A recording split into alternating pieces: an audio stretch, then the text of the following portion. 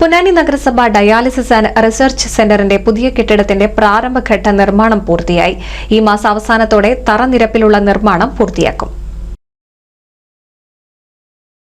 വൃക്കരോഗം മൂലം ദുരിതമനുഭവിക്കുന്ന നൂറുകണക്കിന് അശരണർക്ക് ആശ്വാസത്തിന്റെ തലോടൽ നൽകുന്ന പൊന്നാനി നഗരസഭ ഡയാലിസിസ് ആൻഡ് റിസർച്ച് സെന്ററിന്റെ പുതിയ കെട്ടിട നിർമ്മാണത്തിന്റെ ആദ്യഘട്ട പ്രവർത്തനങ്ങളാണ് പൂർത്തീകരണത്തിലേക്ക് അടുക്കുന്നത്. 2,87,00,000 രൂപ ചെലവഴിച്ചുള്ള സിവിൽ വർക്കുകളാണ് ആദ്യഘട്ടത്തിൽ നടക്കുന്നത്.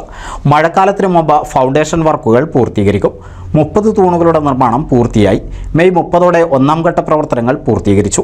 കേരള സംസ്ഥാന ന്യൂനപക്ഷ ക്ഷേമ വകുപ്പ് PMJVK പദ്ധതിയിൽ ഉൾപ്പെടുത്തി 4,40,00,000 രൂപ ചെലവിലാണ് പുതിയ കെട്ടിടം നിർമ്മിക്കുന്നത്. നിലവിലെ കെട്ടിടത്തിന്റെ പിറകുവശത്തായാണ് എല്ലാ സൗകര്യങ്ങളോടും കൂടിയ കെട്ടിടം ഉയരുക.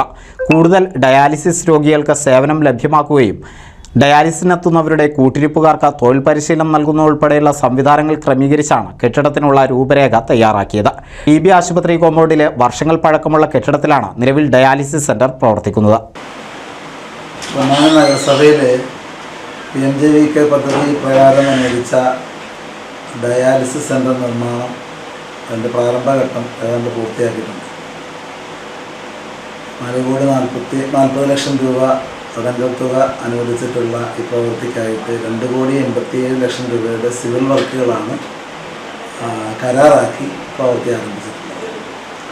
മഴക്കാലം ആരംഭിക്കുന്നതിന് മുമ്പ് തന്നെ ഫൗണ്ടേഷൻ വർക്കുകളുടെ നിർമ്മാണം പൂർത്തിയാക്കണമെന്നുള്ള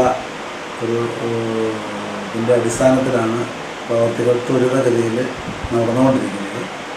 നിലവിൽ 30 പില്ലറുകളുടെയും ആകെയുള്ള 30 പില്ലറുകളുടെയും അസ്ഥിവാര നിർമ്മാണം പൂർത്തിയാക്കി തറനിരപ്പിലേക്ക് എത്തിയിട്ടുണ്ട്.